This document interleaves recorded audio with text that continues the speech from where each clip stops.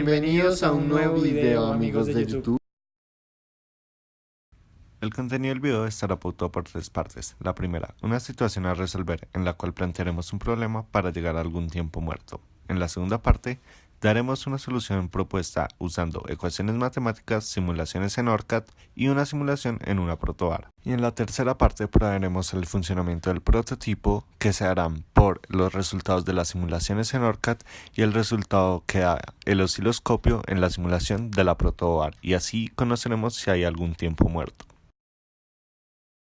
Para poder empezar a hablar de tiempo muerto, tenemos que saber qué son los convertidores estáticos de potencia, que están compuestos por varios elementos como inductores, capacitores, semiconductores, diodos y entre otros, y estos pueden ser construidos de maneras diferentes en diferentes circuitos, pero la estructura que vamos a usar en esta práctica se le denomina medio puente, que es la estructura que se puede ver en la figura 1A.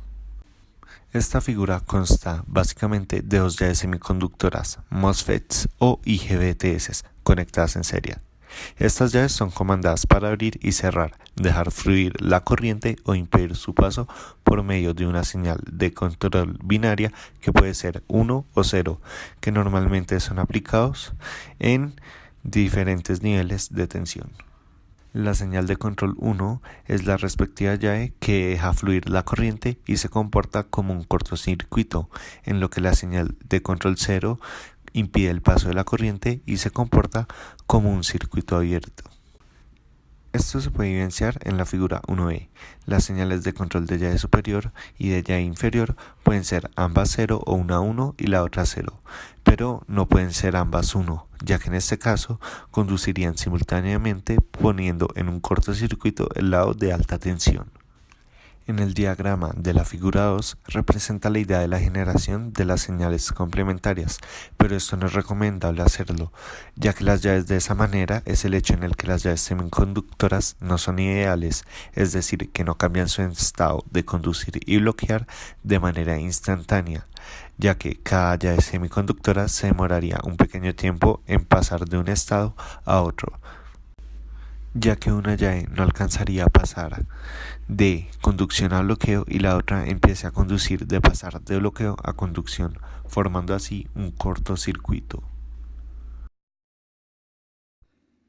Ya para nuestra solución, nosotros diseñamos e implementamos un circuito el cual genera dos señales de salida del mismo tipo, utilizando circuitos RC para retrasar los bordes de las salidas y manejando diodos para asegurarnos de que solo uno de los bordes se retrase, además de implementar disparadores Smith para definir claramente el punto donde la salida cambia debido al cambio lento de la salida del circuito RC. Empezamos a analizar la respuesta natural de nuestro circuito RC. Cuando un circuito consta solo de un condensador cargado y una resistencia, el condensador descargará su energía almacenada a través de la resistencia. La tensión o diferencia potencial eléctrico a través del condensador, que depende del tiempo, puede hallarse utilizando la ley de Kirchhoff, donde la corriente a través del condensador debe ser igual a la corriente a través de la resistencia. Esto resulta en una ecuación diferencial que pueden estar viendo en este momento.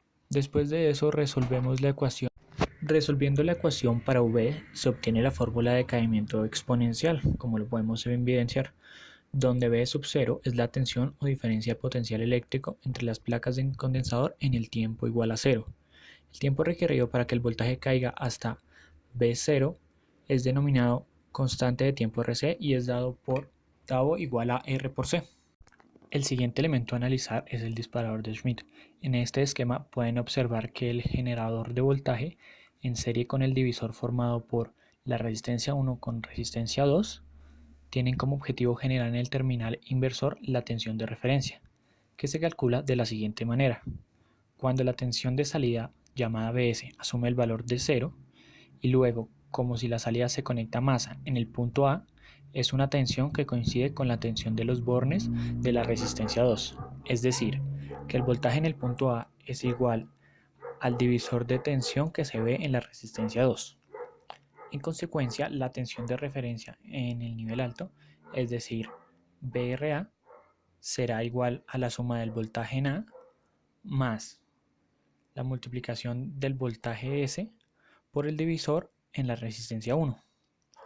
En cambio, la tensión de referencia en el nivel bajo, denominado VRB, será igual a el voltaje en A menos voltaje de salida por el divisor del voltaje de la resistencia única.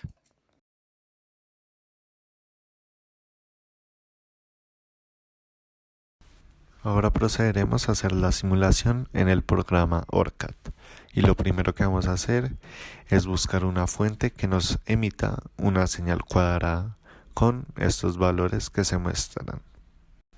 Ahora procederemos a armar el circuito.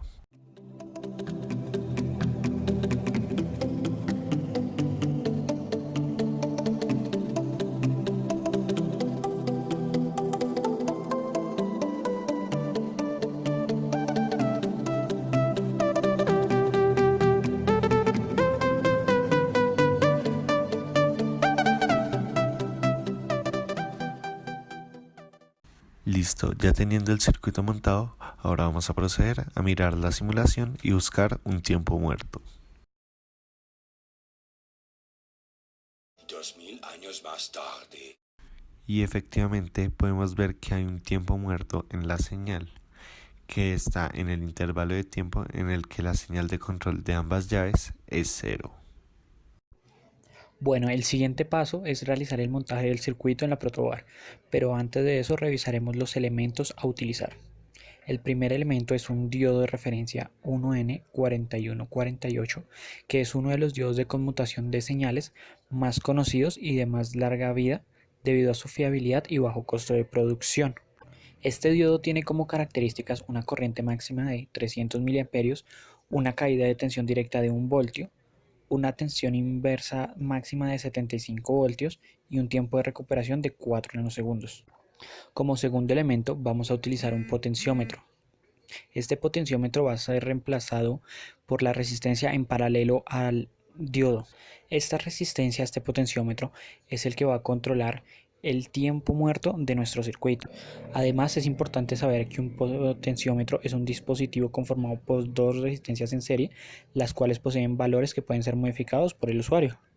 Nuestro siguiente elemento es un condensador cerámico de referencia 101. Esta referencia tiene un valor de 100 picofaradios. Además, es necesario saber que un condensador es un dispositivo pasivo utilizado en la electrónica capaz de almacenar energía, el cual se opone a los grandes cambios de la tensión en el circuito. Ya como último elemento tenemos un Schmitt trigger, o también llamado disparador de Schmitt. Este disparador es un tipo de circuito comparador que usa la histeresis para prevenir el ruido que podría tapar la señal original y que causa falsos cambios de estado a los niveles de referencia y entrada. La referencia a utilizar de este disparador es la 74HC14, que como pueden ver en la imagen está su datasheet. Ya sabiendo esto, podemos empezar con la implementación del circuito. Como pueden ver en la protoboard, tenemos ya conectados por medio de puentes las líneas de alimentación superiores con inferiores. Seguimos como guía el circuito simulado en el programa ORCAD.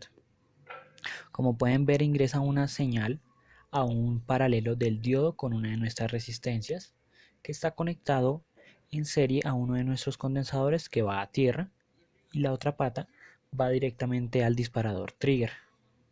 Después del disparador, la salida, ahí es donde vamos a tomar la primera medida de nuestra onda.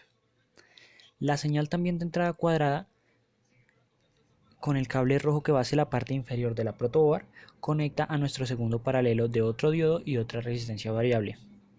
De igual manera tiene un condensador en serie que también va a tierra.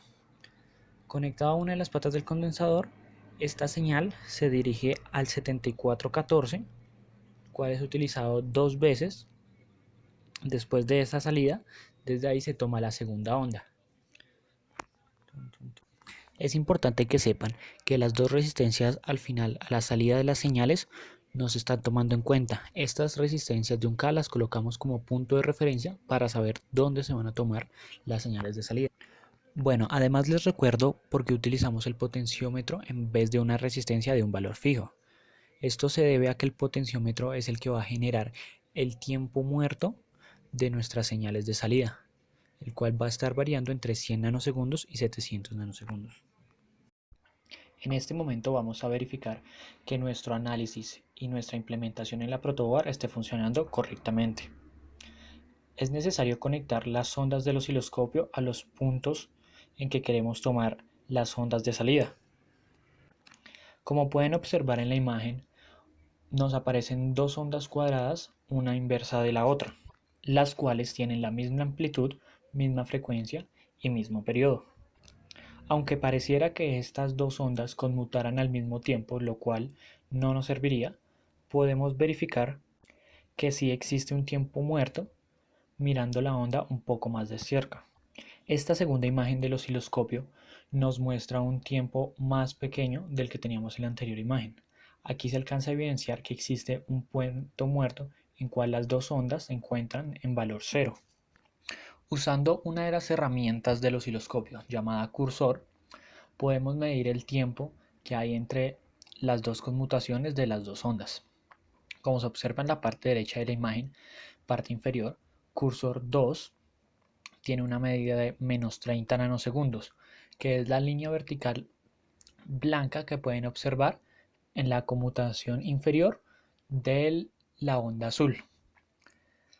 En el cursor 1 aparece un valor de 200 nanosegundos, que es la línea punteada que aparece en la conmutación de la línea amarilla.